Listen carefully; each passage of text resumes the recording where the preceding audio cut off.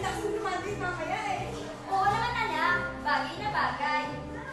Pagka-graduate mo ng high school at pagtungkol mo ng kolehiyo, kumuha ka ng magandang kurso. May makapag-aawat sa atin sa hirap. Malay mo, makapag-asawa ka ng mayaman. Sinari talaga. Dahil dyan anak, maghahanda ako ng masarap na pananghalian.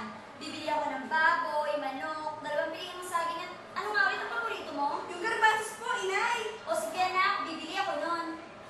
Bago po yan, tanghali na. Baka muna ka na bibili sa palengke. Oo nga anak, sige. Maiwan na kita dyan.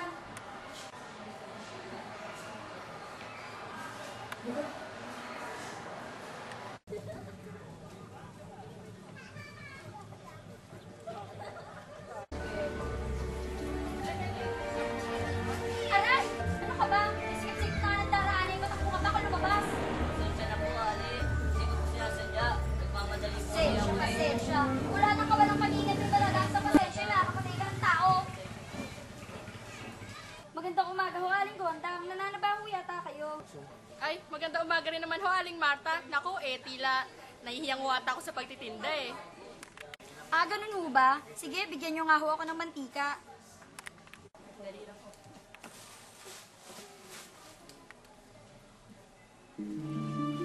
Bakit? Anong problema? Nawawala ho ang pitaka ko. Naku, magkano ang laman? Ah, 110 piso ho. Saan mo kaya napunta yun? Sandali nga lang ho.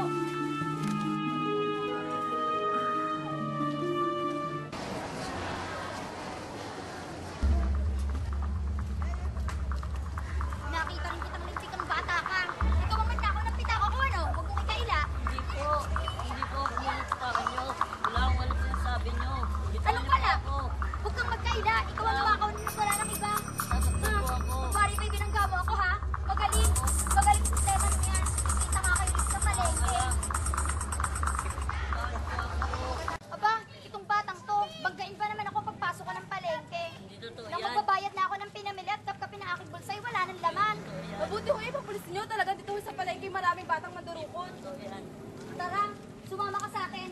Bakit po? Saan nyo ako dadalhin? San pa sa akala mo? Ipapapulis kita. Ibibigay kita sa mga pulis kapag hindi mo ibinalik ang ninakaw mong Wag pitaka. po, wag po.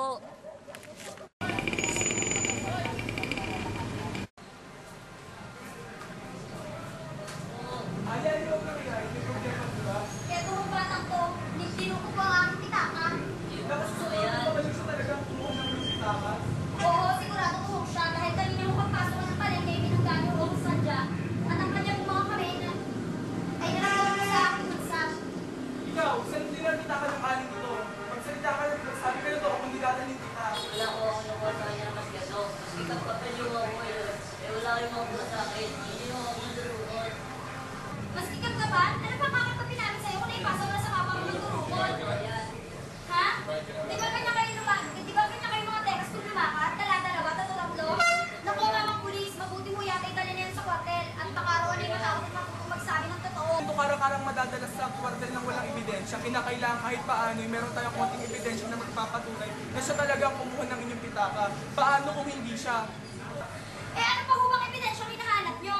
Naramdaman ko nga ho ang kamay niya sa bulsa ko eh. Ano pa ba? Ikaw, anong pangalan mo? Andres Gayer po. Wala ko kaming bahay. Ang tatay ko naman ho ay may sakit. Kung minsan ho ay sa bahay ng Tiang Ines ko sa Blumentritt. At kung minsan naman ay sa Quiapo. Kung minsan ho ay sa bahay ng kapatid ng nanay ko nakatira dito sa Tundo. Inutusan nga lang ho niya ako bumili ng ulam para mamaya tanghali. Sa mga tuwid, dito kayo tatay mo ngayon lang tira sa Tondo.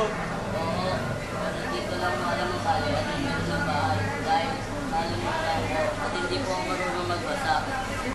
Nako, mamang pulis, pinagkakaguluhan lamang. Dali na yan kung dadalhin. Pinagkakaguluhan lamang ho tayo rito. Wala namang nangyayari.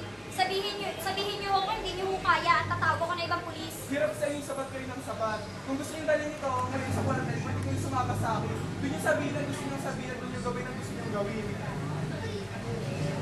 Teka lang, tatawag ako sa kwartel para pahalin. Sa pakin. Tigmaan ka na yung tikang bata ka.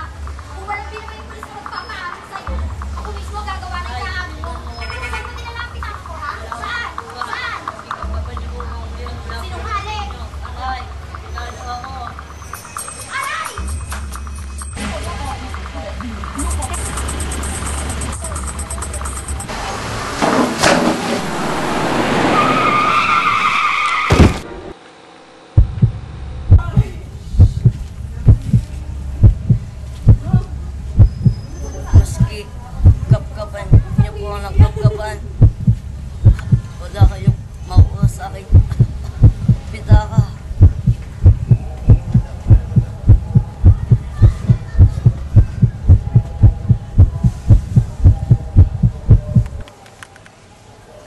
Paano ba yan? Patay na ang batang dumukot ng inyong pitaka. Siguro na may masaya na kayo niyan.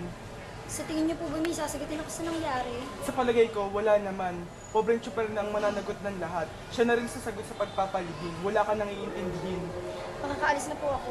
Maaari na. Lamang ipakiiwan ng inyong pangalan at address upang kung kinakailangan ng konting pag-aayos ay mahihingan namin kayo ng ulat. Maraming salamat.